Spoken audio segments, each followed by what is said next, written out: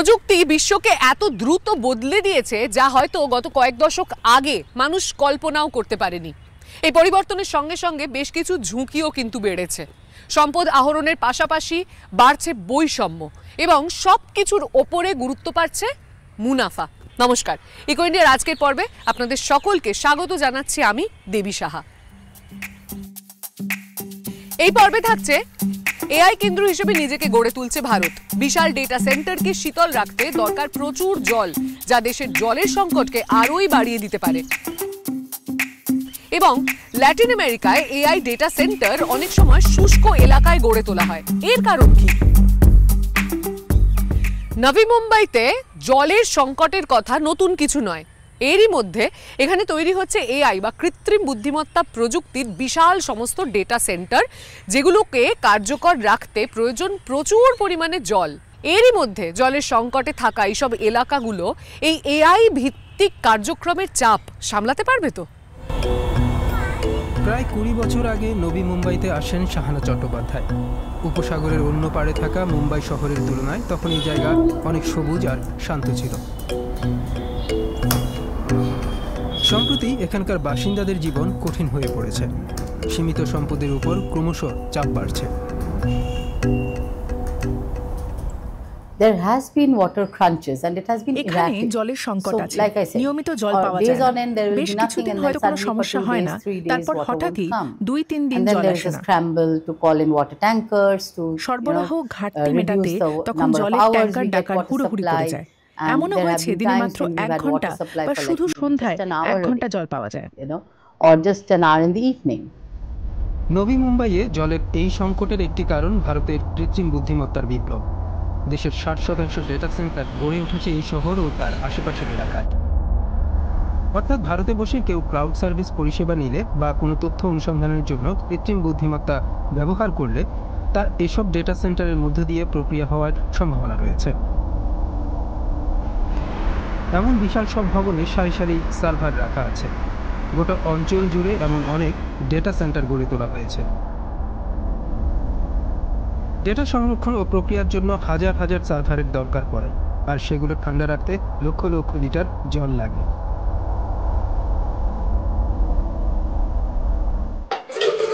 নতুন এই শিল্পের পার্শ্ব প্রতিক্রিয়া টের পাচ্ছেন শাহানা চট্টোপাধ্যায়ের মতো বাসিন্দারা। প্রতিদিনই জল নিয়ে তারা চিন্তায় থাকেন। ডেটা সেন্টারগুলোর জন্য পানীয় জল প্রয়োজন, যা আমরা বাড়িতে যে পানীয় জল পাই তার অনুরূপ। এরই মধ্যে গ্লোবাল ডেটা হাইওয়েতে নিজেদের জায়গা করে নিয়েছে নবী মুম্বাই। কন্ট্রোল এস এর মতো এই শিল্পের অগ্রণী সংস্থারা তাই এখানে কার্যক্রম সম্প্রসারণের পরিকল্পনা করছে। দেখুন, ভারতের ক্ষেত্রে দুটো গুরুত্বপূর্ণ বিষয় সবসময় মনে রাখা দরকার। প্রথমত, বাকি বিশ্বের সঙ্গে ভারত যেই সাবমেরিন কেবলের মাধ্যমে যুক্ততা কোথায় পৌঁছচ্ছে, আর এই ক্ষেত্রে 95% ক্ষমতাই মুম্বাই নয়তো চেন্নাইতে আসছে। এই শিল্প আর নবী মুম্বাইয়ের বাসিন্দারা জলের জন্য প্রায় 50 কিলোমিটার দূরে থাকা মোরবে বাঁধের উপর নির্ভর করেন। বড় শিল্প বা মধ্যবিত্তরা যাদের খরচ করার সামর্থ্য আছে তাদের পক্ষে জল পাওয়া সহজ। জল সরবরাহের ঘাটতির কারণে নিম্ন আয়ের পরিবারগুলো সবথেকে বেশি ভুক্তভোগী হচ্ছে। বস্তিতে থাকা বাসিন্দাদের বাড়িতে সরাসরি জলের সংযোগ নেই। কিন্তু বিশেষজ্ঞরা বলছেন জলের ঘাটতির প্রভাব একদিন সবাই টের পাবে। সমস্যা দুই রকমের। শহরের জল সরবরাহের উপর চাপ পড়ছে। শহরের মানুষ এরই মধ্যে জল নিয়ে লড়াই টের পাচ্ছেন। ডেটা সেন্টারগুলো সামনের দিনে জলের অভাবে টালমাটাল পরিস্থিতির মুখোমুখি হতে যাচ্ছে, যা তাদের ব্যবসা আর কাজের মানের উপর প্রভাব ফেলতে পারে। নগর কর্তৃপক্ষ বলছে তারা জলের সমস্যা সম্পর্কে জানে। জল ব্যবহারের নতুন ধরন নিয়ে তারা গবেষণা করছে। নবী মুম্বাইকে বিশ্বের কৃত্রিম বুদ্ধিমত্তা পরিকাঠামোর ক্ষেত্রে গুরুত্বপূর্ণ শহরে পরিণত করতে চান তারা।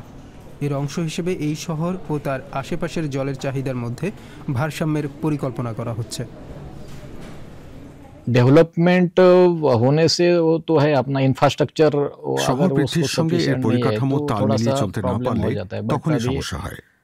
रीडेवलपमेंट के वर्क्स है या कहाँ पे भी एडिशनल डेवलपमेंट हुआ है, तो उसके लिए हमने फिर अभी मास्टर प्लान बनाया वाटर सप्लाई का पूरा मास्टर प्लान बनाया कि फ्यूचर का हमने पूरा 2055 तक कितना अपना सिटी का पॉपुलेशन होने वाला है, उसके लिए फिर क्या इंफ्रास्ट्रक्चर लगेगा। আরও বাঁধ আর বড় জলাশয়ের পরিকল্পনা রয়েছে। আশা করা হচ্ছে 2030 সালের মধ্যে নবী মুম্বাই অঞ্চলের জন্য 2টি নতুন বাঁধ তৈরি হবে।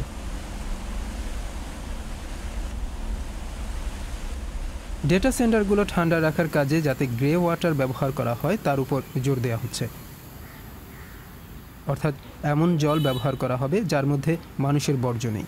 এই জল পরিশোধিত হলেও পানের উপযুক্ত নয়। কন্ট্রোলেস সরকারের সঙ্গে কাজ করছে। আমরা আমাদের ডেটা সেন্টারে পরিশোধিত জল বা গ্রে ওয়াটার ব্যবহার করছি। এতে বিদ্যুৎ ব্যবহারের দক্ষতা অর্থাৎ পিইউই বাড়ে, ফলে ডেটা সেন্টারে কম বিদ্যুৎ লাগে। নবী মুম্বাই প্রতিদিন 24.5 কোটি লিটারেরও বেশি বর্জ্য জল উৎপাদন করে।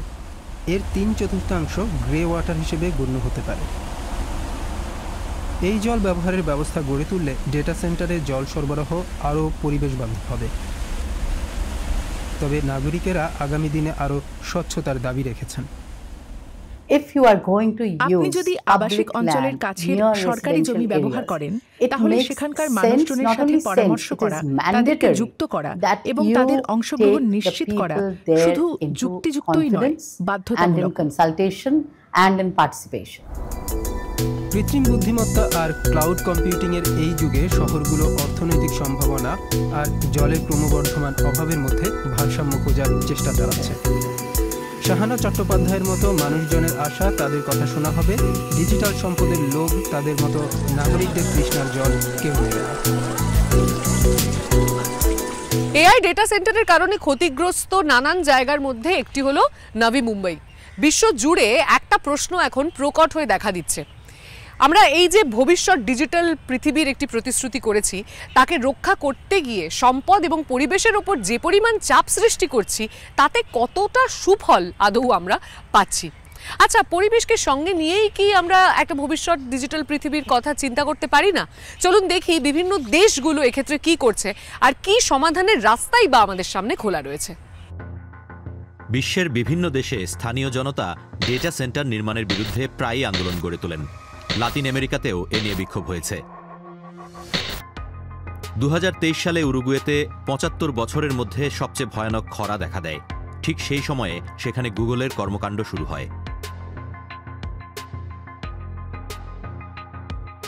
তারা 76 লক্ষ লিটার জল ব্যবহার করতে চেয়েছিল, যা 22,000 মানুষের চাহিদা মেটাতে পারে, তাও খরার সময় চরম জল কষ্টের মধ্যে।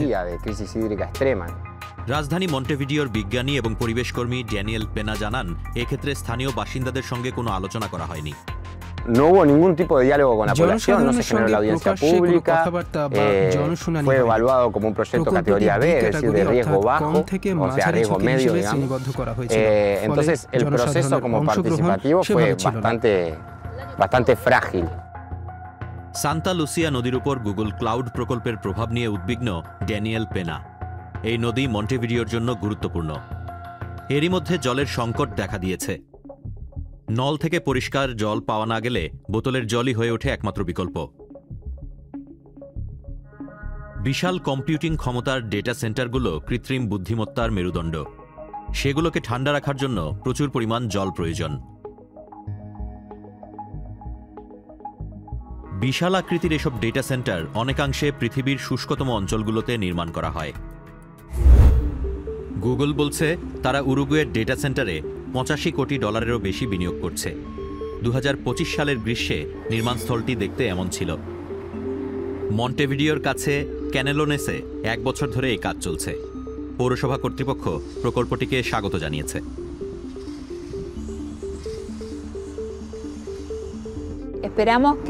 আমাদের আশা, এটা চালু হলে তারা এমন এক ব্যবসা গড়ে তুলতে পারবে যা প্রযুক্তিগত উদ্ভাবনের সঙ্গে যুক্ত অন্যান্য শিল্প এবং কার্যকলাপকে আকর্ষণ করতে পারবে। এই খাতে বিশ্বের বৃহৎ সংস্থাগুলোর মধ্যে রয়েছে অ্যামাজন ওয়েব সার্ভিসেস বা AWS, মাইক্রোসফট অ্যাজুর এবং গুগল ক্লাউড। অনেক সার্ভার হাবে কুলিং ওয়াটারকে বাষ্পে পরিণত করা হয়, যা একটি প্রচলিত পদ্ধতি। In fact, evaporation is the most তাপ efficient অপসারণে way of বাষ্পীভবন একটি removing দক্ষ heat. উপায়। And that's why we, for example, যেমন we গরম sweat. লাগলে আমরা ঘেমে When যাই। we get too hot, ঘাম বের করে that দেওয়ার মাধ্যমে evaporation ত্বক of আমাদের our ঠান্ডা রাখে sweat এবং off of our অতিরিক্ত গরম skin is থেকে an রক্ষা effective করে। way of keeping us cool and keeping us from overheating. বিশ্বব্যাপী ডেটা সেন্টারগুলোর জলের ব্যবহার 2030 সালের মধ্যে দ্বিগুণ হবে। সাম্প্রতিক বিক্ষোভের পর গুগল জানিয়েছে তারা জলের দায়িত্বশীল ব্যবহারে প্রতিশ্রুতিবদ্ধ। উরুগুয়েতে তারা বাতাসের মাধ্যমে ডেটা সেন্টার ঠান্ডা রাখার পরিকল্পনা করছে। শুনতে তা যতটা সহজ, বাস্তবে ততটা নয়। জল অনেক কার্যকরভাবে ঠান্ডা করে, অন্যদিকে বাতাস দিয়ে ঠান্ডা করতে প্রচুর শক্তির প্রয়োজন। It is possible or likely that বাষ্প ব্যবহারকারী many সিস্টেমের waterless তুলনায় cooling জলবিহীন কুলিং systems are less সিস্টেমগুলোতে বেশি energy জ্বালানি efficient ব্যবহার হয়। compared to systems that utilize evaporation. And as a result, ফলে ডেটা সেন্টারে you কম end জল up just ব্যবহার having হলেও a higher water বিদ্যুৎ footprint উৎপাদনে শেষ পর্যন্ত upstream at প্রচুর the জল power খরচ হয়। generation source as opposed to at the data center site itself. চিলিতে গুগলের প্রস্তাবিত কম্পিউটিং পরিকাঠামোর জল ব্যবহারের পরিকল্পনা ঘিরে আন্দোলন গড়ে ওঠে। সান্তিয়াগোর পরিবেশ আদালত এই প্রকল্পের অনুমোদন আংশিকভাবে প্রত্যাহার করে। গুগলকে তাই এই পরিকল্পনা সংশোধন করতে হবে। এক্ষেত্রে তারা এয়ার কুলিং সিস্টেম বেছে নিতে পারে। প্রশ্ন হলো, জলের অভাব রয়েছে এমন গরম এবং শুষ্ক অঞ্চলকে কেন ডেটা সেন্টার তৈরির জন্য বেছে নেওয়া হচ্ছে? শুষ্ক জায়গা খোঁজার প্রধান কারণ একদিকে তা বেশি কার্যকর, অন্যদিকে যন্ত্রপাতির জং ধরা এড়ানো যায়। পরিবেশের কারণে এই ডিজিটাল পরিকাঠামোগুলো ঠান্ডা অঞ্চলে স্থাপনের আহ্বান জানিয়ে আসছেন বিশেষজ্ঞরা। যেমনটা হয়েছে সুইডেনে। স্টকহোম থেকে প্রায় 200 কিলোমিটার দূরে ফাউলুনে জলের অভাব নেই। ব্যবহৃত বিদ্যুৎও শতভাগ পুনর্নবীকরণযোগ্য।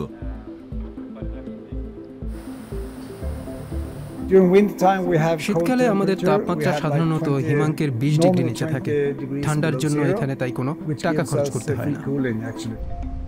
সুইডিশ কম্পিউটার সেন্টারটি তৈরি হয়েছে এখানকার সহজলভ্য উপকরণ কাঠ দিয়ে।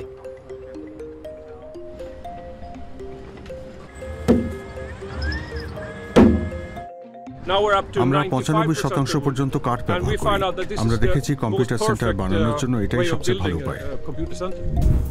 যুক্তরাষ্ট্রের টেনেসির মেমফিসে সম্প্রতি আরেকটি বিশাল ডেটা সেন্টার খোলা হয়েছে। এআই সুপার কম্পিউটার প্রকল্পটির পেছনে রয়েছেন বিলিয়নিয়ার প্রযুক্তি ব্যবসায়ী ইলন মাস্ক। মাত্র 122 দিনে এর কাজ শেষ হয়েছে, যা এত বড় প্রকল্পের ক্ষেত্রে অস্বাভাবিক দ্রুত। এখানকার প্রাকৃতিক সম্পদের উপর ডেটা সেন্টারের প্রভাব কি হবে তা নিয়ে চিন্তিত বাসিন্দারা। শিল্পের জন্য জল দরকার, ব্যবসার জন্য জল দরকার, কারণ এর থেকে আয় আসে, কিন্তু বাসিন্দাদের পানীয় জলের চাহিদার চেয়ে তা বড় হয়ে উঠবে এমনটা হতে পারে না। মিথেন গ্যাস চালিত টারবাইন থেকে এর বিদ্যুৎ আসে। এই এলাকার বাসিন্দাদের অধিকাংশ কৃষ্ণাঙ্গ এবং প্রান্তিক। তারা বায়ু, ভূগর্ভস্থ জলের দূষণ এবং পরিবেশ আইনের লঙ্ঘন নিয়ে উদ্বিগ্ন। ডেটা সেন্টারগুলোর স্বচ্ছতা নিয়ে বিশ্বব্যাপী প্রশ্ন উঠছে। অ্যামাজন, মাইক্রোসফট এবং গুগলের মতো বড় প্রযুক্তি সংস্থাগুলোর বিরুদ্ধে অভিযোগ, তারা জল এবং বিদ্যুৎ ব্যবহারের মূল তথ্যগুলো প্রকাশ করে না। উরুগুয়েতে গুগলের প্রকল্পটি দেখাতে আমাদের অনুরোধ সংস্থাটি প্রত্যাখ্যান করেছে, এমনকি সাক্ষাৎকার দিতেও রাজি হয়নি। নির্ভরযোগ্য তথ্য পাওয়া তাই কঠিন। জল ব্যবহারের বিভিন্ন দিকগুলোর যথাযথ হিসাব রাখা হয় না, পরিমাপও করা হয় না। এখানে সত্যি ভীষণ অস্বচ্ছতা রয়েছে। আমার সন্দেহের কারণ, এখনো পর্যন্ত আমরা গবেষণার কাজে শুধু ওপেন সোর্স থেকে পাওয়া তথ্যই ব্যবহার করতে পেরেছি। তারা কতটা জল খরচ করে তা আমরা সত্যিই জানি না। তবে প্রযুক্তি জগতের বৃহৎ সংস্থাগুলো বলছে 2030 সালের মধ্যে ওয়াটার পজিটিভ হওয়া তাদের লক্ষ্য। অর্থাৎ যে পরিমাণ জল তারা ব্যবহার করবে তার চেয়ে বেশি সরবরাহ করবে, কিন্তু কিভাবে সেটি হবে তা তারা জানায়নি। তাহলে আমাদের করণীয় কি? কম্পিউটারের চাপ কমানোর জন্য সবাই ছোট ছোট পদক্ষেপ নিতে পারি। সাধারণ যোগ বিয়োগের জন্য কৃত্রিম বুদ্ধিমত্তার বদলে ক্যালকুলেটর ব্যবহার করা এমনই এক উদাহরণ। এআই এর বদলে সার্চ ইঞ্জিন ব্যবহার করা যেতে পারে, অথবা কম রিসোর্স খরচ হয় এমন ভিডিও বানানো যেতে পারে। কিন্তু আলাদাভাবে এগুলো খুব বেশি প্রভাব ফেলবে না। কৃত্রিম বুদ্ধিমত্তার ব্যবহার এবং এই সম্পর্কিত তথ্যের চাহিদা বাড়ছে। প্রযুক্তিকে আরও পরিবেশ বান্ধব করে তোলাই তাই মূল চ্যালেঞ্জ। এআই কোনো কোনো ক্ষেত্রে হয়তো পরিবেশকে চাপের মুখে ফেলছে, কিন্তু আবার পরিবেশ রক্ষায় গুরুত্বপূর্ণ ভূমিকা পালন করছে এমন উদাহরণও রয়েছে। চলুন তাই দেখতে এবার যাওয়া যাক দক্ষিণ ভারতে। ক্ষতিকর কার্বন নির্গমনের কথা মাথায় রেখে চললে গাড়ি বা প্লেনের চাইতে ট্রেনে চড়াই ভালো, কিন্তু ভারতে কিছু কিছু বনাঞ্চল দিয়ে যাওয়ার রেল লাইন হাতিদের জন্য বিপজ্জনক। তাদেরকে ট্রেনে কাটা পড়ার হাত থেকে বাঁচাতে গেলে এখন ব্যবহার করা হচ্ছে কৃত্রিম বুদ্ধিমত্তা বা এআইকে। প্রযুক্তি কিভাবে প্রকৃতিকে রক্ষাতেও কাজে লাগতে পারে এটি তারই একটি নমুনা। জরুরি সংকেত, রেল লাইনে হাতির দল এসেছে। এখন প্রতিটি মুহূর্ত মূল্যবান। কন্ট্রোল রুমের কর্মীরা কাছের স্টেশন মাস্টারকে সতর্ক করলেন। তিনি খবর দিলেন ট্রেন চালককে। B10 নম্বরের কাছে একটি হাতি রেল লাইন পার হচ্ছে। আমি ফরেস্ট কন্ট্রোল রুম থেকে বলছি। দ্রুত ব্যবস্থা নিলে ট্রেন চালক গতি কমাতে পারেন। এভাবে হাতিরা নিজেদের সুবিধামতো রেল লাইন পার হতে পারে।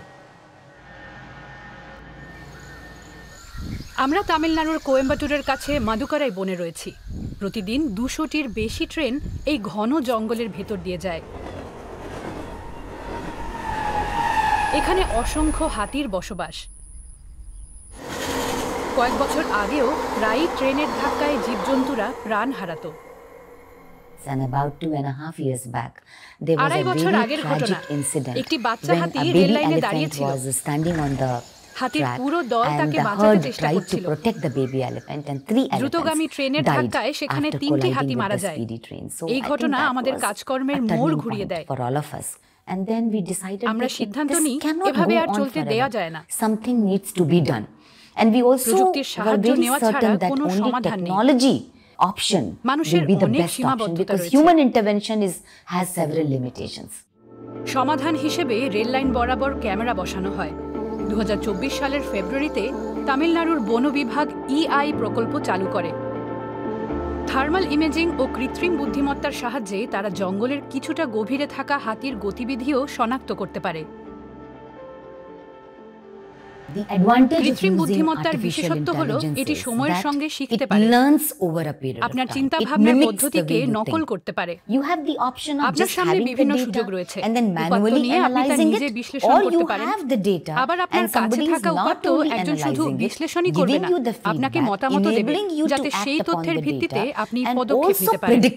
ভবিষ্যতে কি হতে পারে সেটাও সে আপনাকে জানিয়ে দেবে। এই জন্যই এটি এত গুরুত্বপূর্ণ। হাতিরা রেল লাইনের দিকে আসতে পারে, কৃত্রিম বুদ্ধিমত্তা এমন পূর্বাভাস দিলে দলটি সক্রিয় হয়। 2 দিন আগে আমরা 6টি হাতিকে নিরাপদে রেল লাইন পার করিয়েছি। রেলপথ পর্যবেক্ষকেরা দ্রুত হাতিদের রেল লাইন থেকে দূরে সরিয়ে দিয়েছিলেন। স্থানীয় যুবকদের কন্ট্রোল রুমে ও রেল লাইন বরাবর নানা কাজে লাগানো হয়েছে। তারা এই প্রকল্পের জন্য আশীর্বাদ স্বরূপ। যে সমস্ত আদিবাসী যুবক আমাদের এই প্রকল্পে বা অন্যত্র কাজ করছেন, আমি বলবো তারাই আমাদের জঙ্গলের প্রাণ। তাদের সাথে নিয়ে আসাই সর্বোত্তম পদক্ষেপ, কারণ তারা জঙ্গলের প্রতিটি অংশ চেনে। কোথায় হাতি আছে, তারা কোথায় যাবে, কোন ঋতুতে তারা স্থান পরিবর্তন করবে, তা এই যুবকদের নখদর্পণে। তাদের একটু প্রশিক্ষণ দিলেই তারা কাজ করতে পারবে। একদিকে যুবকদের কাজের সুযোগ, অন্যদিকে হাতিদের নিরাপত্তা। ইআই প্রকল্প শুরু হওয়ার পর থেকে এখন পর্যন্ত ট্রেনের ধাক্কায় একটি হাতিও মারা যায়নি। নতুন প্রযুক্তিগুলো অনেক সময়ই দক্ষ এবং জ্বালানি সাশ্রয়ী, তবে সেজন্য যে সব সময় নতুন যন্ত্র ব্যবহার করতে হবে তা কিন্তু নয়। জার্মানির ব্যবসায়ী প্রতিষ্ঠানগুলো বরং অন্য অভিজ্ঞতার কথা বলছে। তারা বলছে পুরনো যন্ত্রাংশকে পরিবর্তনের মাধ্যমে যদি ব্যবহার উপযোগী করে তোলা যায়, তাতে করে বর্জ্যের পরিমাণ এবং সম্পদের ব্যবহার দুইই কমে। অর্থাৎ পরিবেশ বান্ধব হওয়ার নামে সবসময় চোখ ধাঁধানো নতুন প্রযুক্তির ব্যবহার নয়, বরং যা আছে তাকে কি করে কাজে লাগানো যায় সেটা ভেবে দেখাই শ্রেয়। কয়েকটা বোতাম টিপলেই মেশিন চলতে শুরু করে। মেশিনটি প্লাস্টিক ফিল্মে মোড়া কাঠের টুকরো তৈরি করে। আসবাব আর নির্মাণ সংস্থাগুলি এর প্রধান ক্রেতা। জার্মানির উত্তর পশ্চিমে এই পারিবারিক ব্যবসায় 150 জন কাজ করেন। 40 বছর আগে শুরু হওয়া এই কারখানার অনেক মেশিন এখন পুরনো হয়ে গেছে। নতুন মেশিন কেনা খরচ সাপেক্ষ, তাই ক্লাউস ডিটার ব্রিঙ্কম্যান পুরনো মেশিনগুলোকে নতুন করে বানানোর সিদ্ধান্ত নেন, যাকে মেশিন সংস্কার বা রেট্রোফিটিং বলে। Wir haben uns für eine Refit-Maßnahme entschieden, weil es verschiedene Vorteile gibt. Einerseits können bei einer Refit-Maßnahme Sonderlösungen mit eingebaut werden. Ja, wir können die Energieeffizienz einer alten Anlage auf das Niveau einer neuwertigen Maschine, einer Neuanlage heben. জার্মানিতে কারখানার যন্ত্রের আয়ু সাধারণত 15 থেকে 25 বছর। এর মধ্যে দক্ষতা ও পরিবেশ বান্ধব চাহিদাগুলোর কথা মাথায় রেখে বিভিন্ন পরিবর্তন আনা যায়। জ্বালানি পণ্যের দাম বেড়ে যাওয়ায় অনেক ব্যবসার উপর খরচের বোঝা বাড়ছে। এই মেশিনটি প্রায় 30 বছরের পুরনো।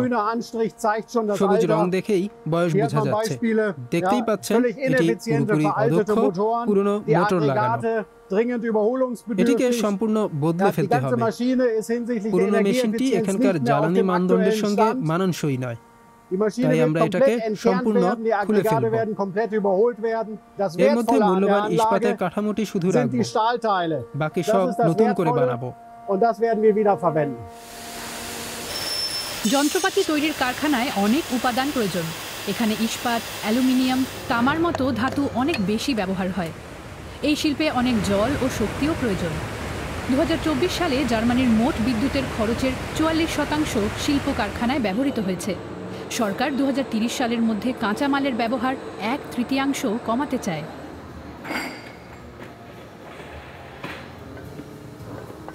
পাডাবর্নের ফ্রাউনহোফার ইনস্টিটিউটের রোমান ডুমিট্রেস্কু জানালেন, এই লক্ষ্যে পৌঁছাতে হলে মেশিনের সংস্কার গুরুত্বপূর্ণ ভূমিকা রাখতে পারে।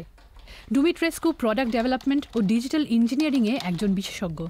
Der große Vorteil ist, ich muss eigentlich nicht in der gesamten Wertschöpfungskette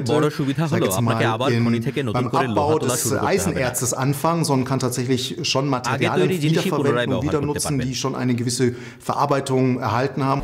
বিএমইউর মেশিনগুলোর আধুনিকীকরণ করা হয় তাদের কারখানা থেকে কয়েক কিলোমিটার দূরে অন্য একটি কোম্পানিতে। মেশিনগুলো এখানে নোংরা জরাজীর্ণ অবস্থায় আসে। এর কোনো কোনোটি 20 থেকে 30 বছর ধরে চলেছে। আমরা সেগুলোর পুরনো তার, পাইপ সব খুলে ফেলি, তারপর প্রক্রিয়াকরণ ইউনিটে নেওয়া হয়। এই যন্ত্রাংশগুলো দিয়ে এখানে কাজ করা হয়। এখানে দেখতে পাচ্ছেন খুলে রাখা সংস্কার করা ইউনিটগুলো। কারখানায় বিএমইউ এর একটি পুরনো মেশিন সংস্কার করা হচ্ছে। এটাকে নতুন রং করা হয়েছে এবং প্রায় সব যন্ত্রাংশই বদলে ফেলা হয়েছে। আমাদের কাজ এখানে অর্ধেক শেষ হয়েছে। আগে অন্য মেশিনের মতো এটাও সবুজ রঙের ছিল। আমরা পুরোটাই খুলে ফেলেছি। শুধু ইস্পাতের এই ভারী কাঠামোটা রাখছি কারণ এটা মূল্যবান। বাকি সব অংশ নতুন করে বানানো হচ্ছে। শেষ হলে সেগুলো যন্ত্রে লাগানো হবে, তখন মেশিনটা একদম নতুনের মতো চলবে। ভ্যামান পুরনো মেশিন বিক্রির একটি সংস্থার অংশ। গিন্ডুমাকের সিইও বেনেডিক্ট রুফ জানালেন, এটি একটি বৈশ্বিক ব্যবসা। এই কারখানায় পুরনো যন্ত্রগুলি বিক্রির অপেক্ষায় রয়েছে। আমরা মেশিনের বাজার দর স্থির করে সারা বিশ্বে বিজ্ঞাপন দিই। ক্রেতা পেলে তা রপ্তানি করি। পুরনো মেশিনের ব্যবসা কয়েকশো কোটি ডলারের এবং তা মাঝে মধ্যে এশিয়ার মতো দূরত্বেও পাঠাতে হয়। এই মেশিনটিও হয়তো এশিয়ার কোনো দেশেই যাবে, যেখানে শিল্প কারখানার বাজারের আকার দিন দিন বাড়ছে। আজকের যুগে আমরা সবাই কম বেশি প্রযুক্তির উপরে নির্ভরশীল, তাই এক্ষেত্রে উন্নতির কোনোই বিকল্প নেই। তবে কিছু প্রশ্ন আমাদেরকে তুলে ধরতে হবে প্রযুক্তিকে এগিয়ে নিয়ে যাওয়ার পাশাপাশি, যেমন শুধুমাত্র মুনাফার কথা না ভেবে কৃত্রিম বুদ্ধিমত্তাকে কিভাবে একটি টেকসই পৃথিবী গড়ে তোলার কাজে লাগানো যায়। এমন কোনো পরিবেশ বান্ধব উদ্ভাবনের কথা যদি আপনার জানা থাকে তাহলে আমাদেরকে তা লিখে জানাতে ভুলবেন না। একই সঙ্গে এমন প্রতিবেদন পেতে ইনস্টাগ্রামে DW এনভায়রনমেন্ট চ্যানেলটিও ফলো করতে ভুলবেন না। আবারও দেখা হচ্ছে ইকো ইন্ডিয়ার আগামী পর্বে, আগামী সপ্তাহে। ততদিন ভালো থাকবেন, সুস্থ থাকবেন। নমস্কার। জলবায়ু, পরিবেশ ও উদ্ভাবনের অসাধারণ সব প্রতিবেদন থাকছে প্রতি সপ্তাহে ইকো ইন্ডিয়ায়। জলবায়ু সুরক্ষা ও টেকসই ভবিষ্যতের পথে পরিবেশ বান্ধব চাকরি ও পেশার কথা তুলে ধরি আমরা। কলকাতা, দিল্লি ও চেন্নাইয়ের মতো শহরে করি সবুজ পরিবহন, নির্মল বায়ু ও পুনর্নবীকরণযোগ্য জ্বালানির খোঁজ। কিভাবে আমরা টেকসই জীবনযাপন করতে পারি, চলুন অনুসন্ধান করি একসঙ্গে। চোখ রাখুন DW বাংলার ইউটিউব চ্যানেল ও ফেসবুক পাতায় এবং প্রতি সপ্তাহে কলকাতা টিভির পর্দায়।